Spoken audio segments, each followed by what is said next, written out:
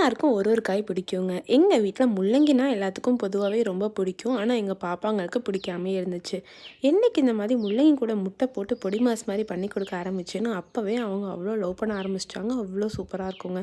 எப்படி செய்கிறதுன்னு பார்க்கலாமா? அதுக்கு ஃபஸ்ட்டு எண்ணெய் ஊற்றி கடுகு கருவேப்பிலை போட்டுக்கலாம். வரமிளகா இருந்தால் வரமிளகா போட்டுக்கோங்க. இல்லை நான் இன்றைக்கி வந்து மூட்டை மிளகா ஆட் பண்ணியிருக்கேன். இது வந்து நெய் மிளகான்னு சொல்லுவாங்க. ஊட்டி குழுக்காரங்க இந்த வீடியோ பார்த்திங்கன்னா மறக்காமல் இது என்ன மிளகா, இதோட ஸ்மெல் அண்ட் டேஸ்ட் எப்படி இருக்குங்கிறத கமெண்ட் பண்ணுங்கள். அவ்வளோ டேஸ்ட்டாக இருக்கும். ஒரு தக்காளி வந்து உள்ளே ஆட் பண்ணி நல்லா மசிகிற அளவு வெந்ததுக்கப்புறம் குட்டி குட்டியாக கட் பண்ணியிருக்க முள்ளங்கி ஆட் பண்ணிக்கலாம்.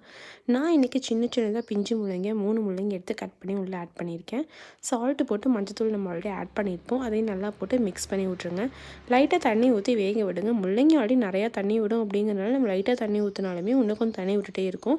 அந்த தண்ணியெல்லாம் வற்றினதுக்கு அப்புறமா நம்ம லைட்டாக நடுவில் ஒரு ஓட்டை மாதிரி போட்டு முட்டையை உடச்சி ஊற்றிக்கலாம். நான் இன்றைக்கி 2 முட்டை ஃபுல்லாக 3 முட்டை உடச்சி ஊற்றிருக்கேன். இந்த 3 முட்டை நல்லா பெரட்டி போட்டு வெந்ததுக்கப்புறம் வந்து பபிள்ஸ் மாதிரி செஞ்சிங்கன்னா அவ்வளோதான், சுவையான முட்டை பொடி மாஸ் ரெடி ஆயிரும். அதுவும் முள்ளங்கி போட்டு சாப்பிடும்போது முள்ளங்கி முட்டை பொடி மாஸ் மாதிரி தெரியாது, அவ்வளோ சூப்பராக இருக்கும். கண்டிப்பாக ட்ரை பண்ணி பாருங்கள். உங்கள் குட்டீஸ்க்கு லஞ்ச் பாக்ஸ் பேக் பண்ணுற கூட இது ரொம்ப யூஸ்ஃபுல்லாக இருக்கும்.